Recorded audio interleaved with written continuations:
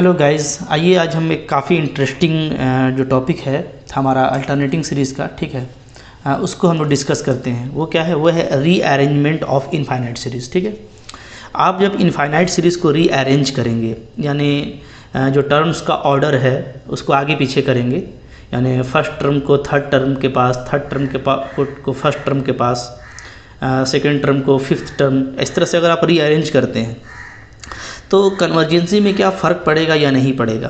तो यहाँ पे दो बातें हैं। ठीक है, अगर आप एब्सोल्युटली कन्वर्जेंट सीरीज़ लेते हैं, ठीक है, तो एब्सोल्युटली कन्वर्जेंट सीरीज़ में रीअरेंजमेंट से कोई फ़र्क नहीं पड़ता है। ठीक है, लेकिन अगर आप कंडीशनली कन्वर्जेंट सीरीज़ लेते हैं तो कंडीशनली कन्वर्जेंट सीरीज़ जो है वो रीअरेंजमेंट होने की वजह से उसका जो कन्वर्जेंसी है वो चेंज कर सकता है। ठीक है, जैसे मैं आप यहाँ पे मैं देता हूँ आपको एग्जांपल। ठीक है, देखिए, तो दो तरह की बातें होंगी। एक होगा आपका कंडीशनली कन्वर्जेंट,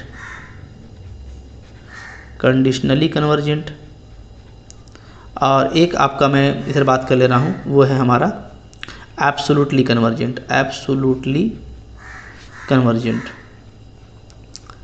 ठीक है, तो जो एब्सोल्युटली कन्वर्जेंट है इसमें अभी हम लोग इसको प्रूव भी करेंगे। ठीक है, थ्योरम में कि आप इसमें डेफिनेटली ये चीज़ पाएंगे कि इसमें आप रीअरेंजमेंट कर सकते हैं। ठीक है, जो रीअरेंजमेंट है,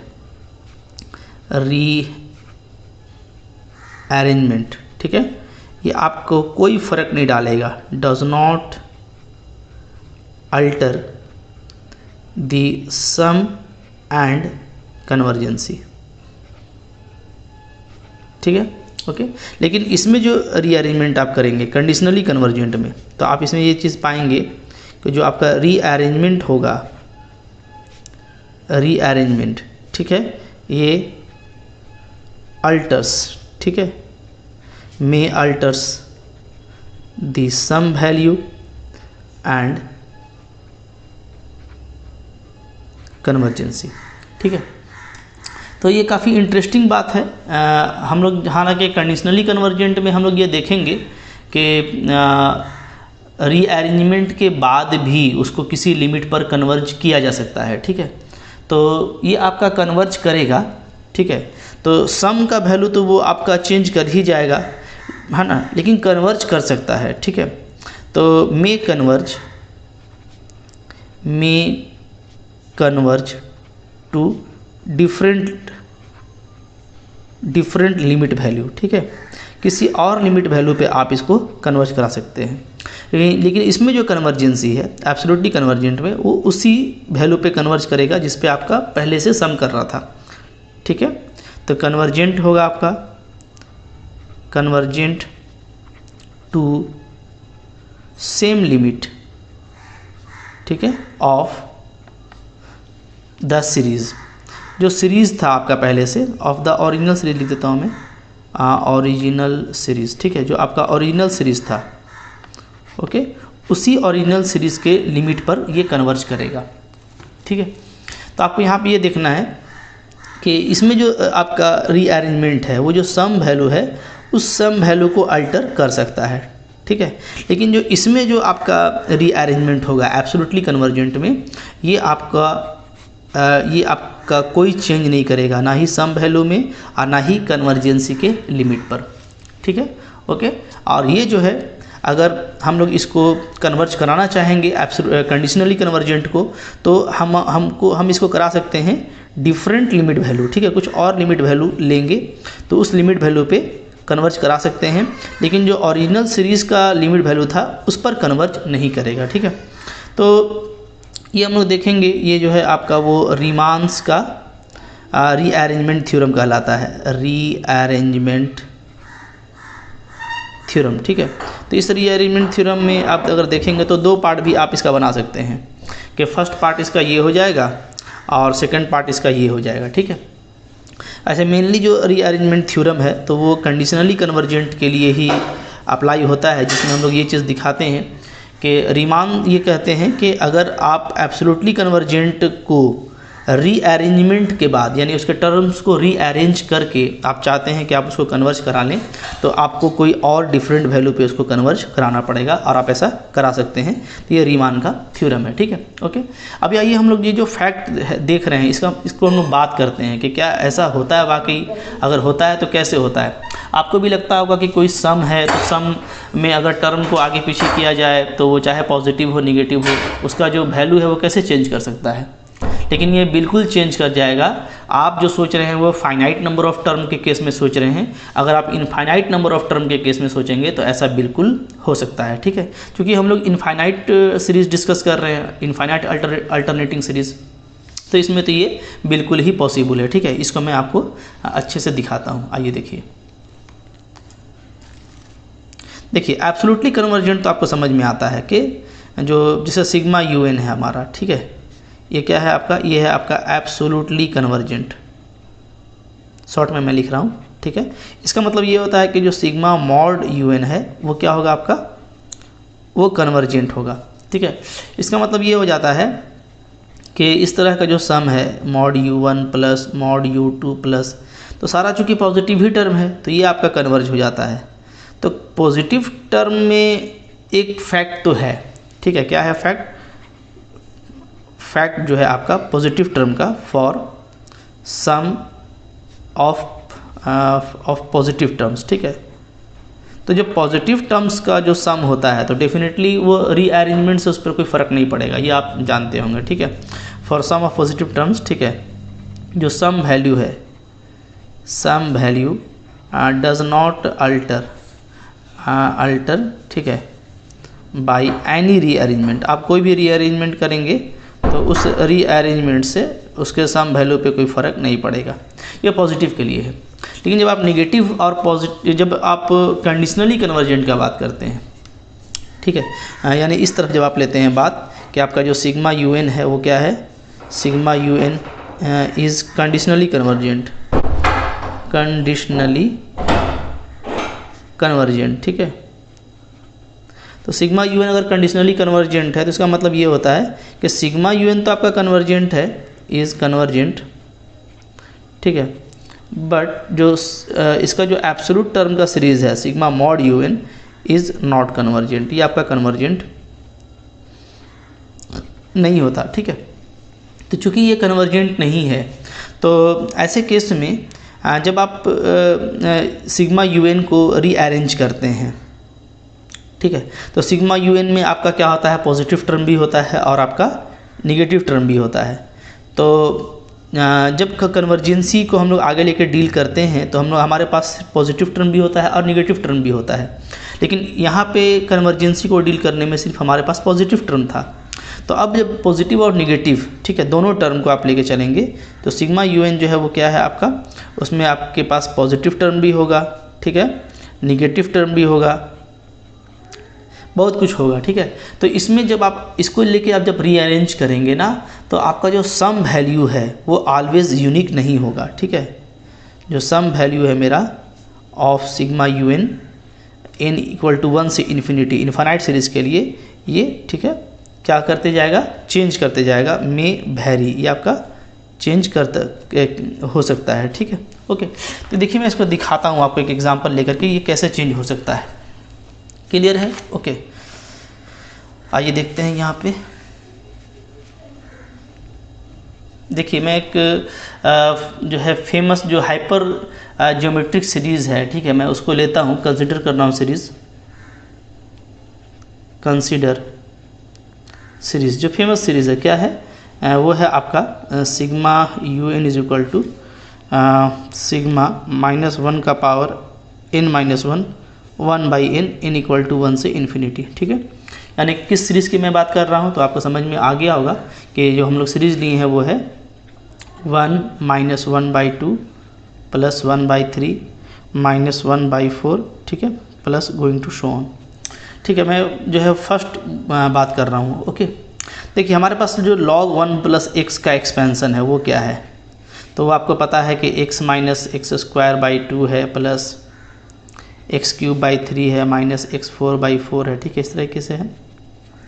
अगर आप x का वैल्यू को 1 ले लेते हैं तो ये क्या आ जाएगा, ये आ जाएगा log 2 equal to 1 minus 1/2 plus 1/3 minus 1/4 plus going to so on.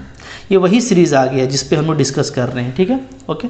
अच्छा, ये जो सीरीज़ है इसके बारे में आपको पता है कि ये सीरीज कैसा है, तो ये आपका कंडीशनली कन्वर्जेंट है। क्या है, ये आपका है कंडीशनली कन्वर्जेंट, इसलिए कि इसमें ये सीरीज तो कन्वर्जेंट है लीबनिज के हिसाब से, बट इसका जो एब्सोल्यूट टर्म का सीरीज आता है वो कन्वर्जेंट है। तो ये क्या है आपका, ये है आपका वो डाइवर्जेंट है, ठीक है। जो एब्सोल्यूट टर्म का सीरीज आएगा वो डाइवर्जेंट होगा, बट ऐसे जो सीरीज दिया है ये क्या है, कन्वर्जेंट है। तो ये जो है आपका वो क्या है, इज़ एन एब्सोल्यूटली सॉरी क्या लिख रहा हूँ मैं, इज़ ए कंडीशनली कन्वर्जेंट, ठीक है। एब्सोल्युटली कन्वर्जेंट तो नहीं है, ये क्या है, ये आपका यहाँ पे मैं लिख देता हूँ, इज़ कंडीशनली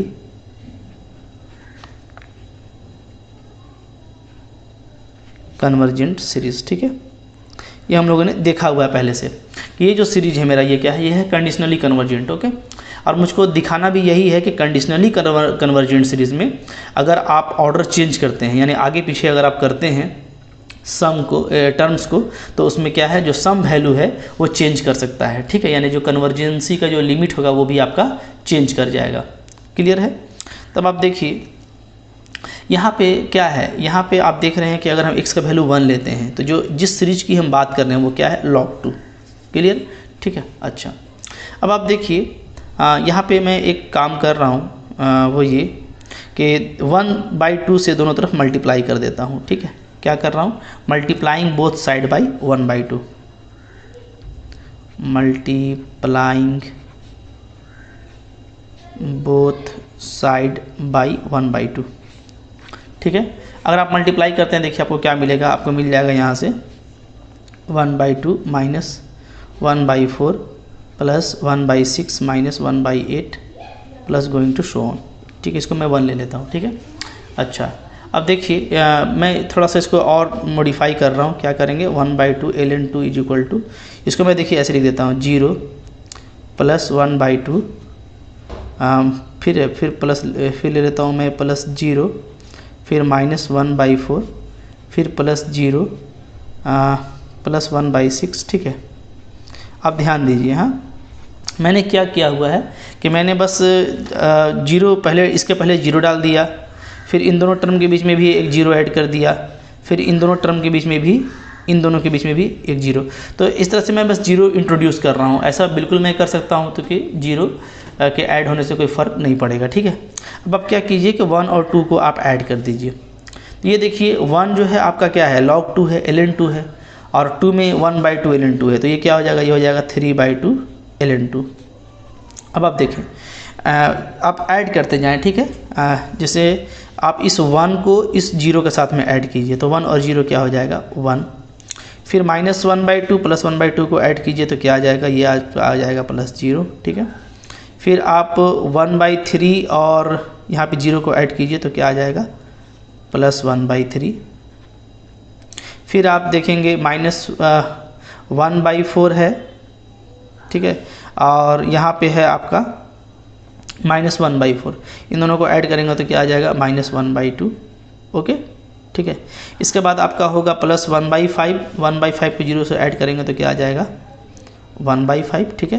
फिर यहाँ पे होगा माइनस 1/6, माइनस 1/6 को इससे ऐड करेंगे तो क्या आ जाएगा, 0, ठीक है। फिर इसके बाद जो आपके पास टर्म आएगा वो हो जाएगा आपका, जब इस तरीके से आप ऐड करते जाएंगे, ठीक है, तो आपको ये आपको मिलेगा पैटर्न, ठीक है ना। तो आप जब देखेंगे तो आप अच्छे से अगर देखिए तो ये क्या आया है, ये आया है 1, ठीक है। माइनस 1/2 यहाँ पे आया है, इसको मैं इसके बाद लिख देता हूँ माइनस 1/2, फिर प्लस 1/3, फिर माइनस 1/4, फिर प्लस 1/5, ठीक है। तो आप क्या देखते हैं, आप जो ये जो थर्ड सीरीज़ हमारा आया है, ठीक है, इसका वैल्यू क्या है, 3/2 ln 2।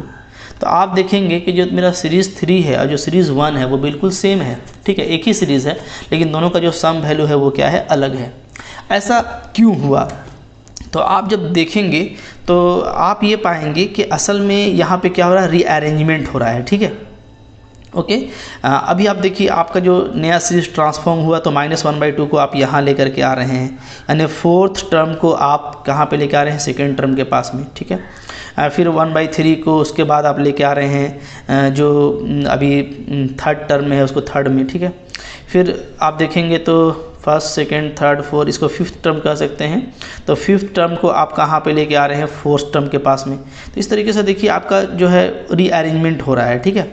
तो ये जो रीअरेंजमेंट आप कर रहे हैं, इस रीअरेंजमेंट के बाद जो सीरीज़ मिल रहा है मेरे को, तो जाहिर सी बात है उस सीरीज़ का जो वैल्यू है वो क्या है, वो आपको सम वैल्यू चेंज करता हुआ नज़र आ रहा है, ठीक है। तो यही बात यहाँ पे थी कि अगर एब्सोल्यूट कन्वर्जेंट को आप लेके चलेंगे और उसमें आप रीअरेंजमेंट करते हैं तो आपका सम वैल्यू क्या है, फिक्स नहीं रहता। तो आप यहाँ पे लिख सकते हैं फ्रॉम 1 and 3, ठीक है। जो मेरा सीरीज है, सीरीज, ठीक है, हैव 2 सम वैल्यूज़, इसका 2 सम वैल्यू हो जा रहा है। एक क्या हो रहा है, एक हो रहा है आपका 1/2 ln2 और ठीक है, एक आपका 3/2 ln/2 हो जा रहा है, और आपका एक क्या था, एक आपका log 2 था, ठीक है। तो इस तरीके से सीरीज में हम लिए काफ़ी हमको ये देख कर के मतलब कि एक नया नॉलेज मिला होगा कि अगर एब्सोल्यूट कन्वर्जेंट है तो उसमें रीअरेंजमेंट से इस तरह का फ़र्क पड़ेगा, ठीक है। मैं इसी तरह का एक और एग्जांपल भी आपको दिखाता हूँ ताकि आपको और भी ज़्यादा इसमें मज़ा आए, ठीक है। जैसे देखिए एक और एग्जांपल मैं लेता हूँ, एग्जांपल नंबर 2। देखिए इसमें मैं सीरीज़ ले लेता हूँ। जैसे सीरीज़ हमने क्या लिया हुआ था, let S is equal to U1 minus U2 plus U3 minus U4, इस तरह का हमको अल्टरनेट सीरीज़ लेना है, ठीक है। तो मैं वही सीरीज़ ले लेता हूँ जो भी मैंने लिया था, 1 - 1/2 plus 1/3 minus 1/4 going to so on, ठीक है। अब इसमें क्या कीजिए, दोनों तरफ आप 2 से मल्टीप्लाई कर दीजिए, मल्टीप्लाइंग बोथ साइड बाई 2। तो ये देखिए ये क्या हो जाएगा, ये आपका हो जाएगा 2s, इधर 2 - 1 plus 2/3 minus 1/2 plus going to so on, ठीक है। अब आप देखें, अच्छा मैं इसको थोड़ा आगे बढ़ा देता हूँ, ठीक है। जैसे कुछ टर्म्स ले लेंगे तभी समझ में आएगा। जैसे 1/5 ले लेता हूँ, फिर 1/6 ले लेता हूँ, इस तरीके से कुछ इसको आगे बढ़ा देता हूँ।